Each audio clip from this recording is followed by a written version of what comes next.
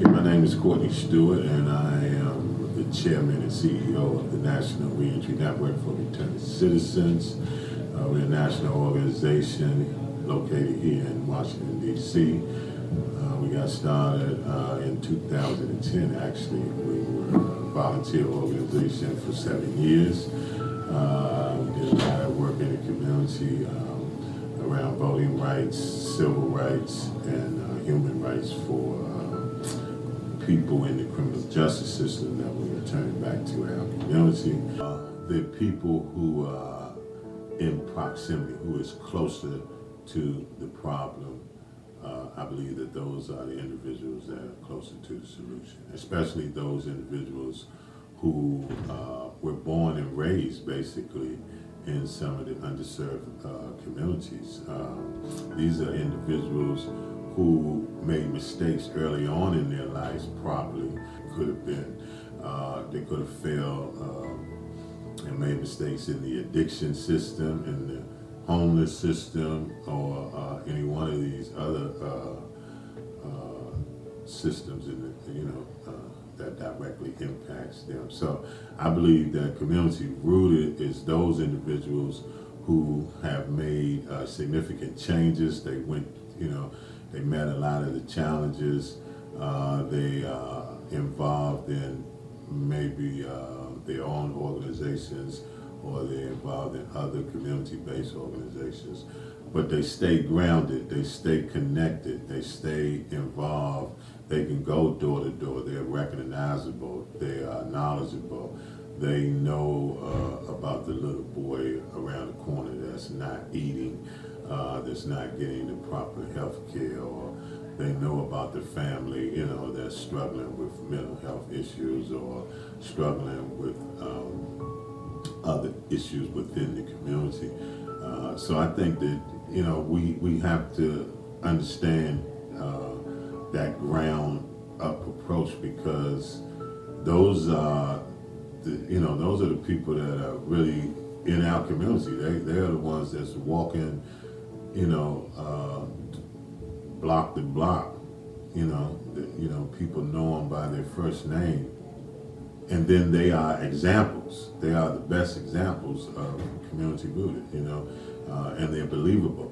When people see those individuals, they can believe, in them, because they know that they came from the same fertile ground that they came from. We're the first line of defense when it comes to our community.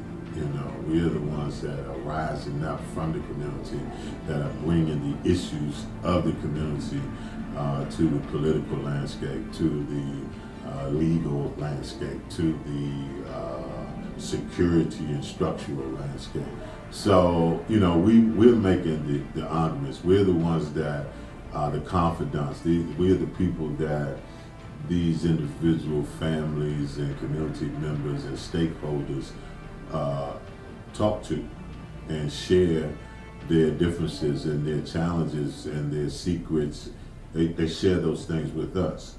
So we need to have a strategy that is supporting those individuals and those individual organizations, because they often are the best upcoming practices. These individuals and these organizations have done very good work and have solutions to some of these issues and problems in our communities, but they cannot sustain that because the top-down approach is so heavy and so relied upon that they end up running into a ceiling or a brick wall. I'm a leader of the criminal justice movement here in D.C. I went to prison at the age of 9 for beyond control. That is not even a crime. I didn't even commit a crime. I ended up in a juvenile institution.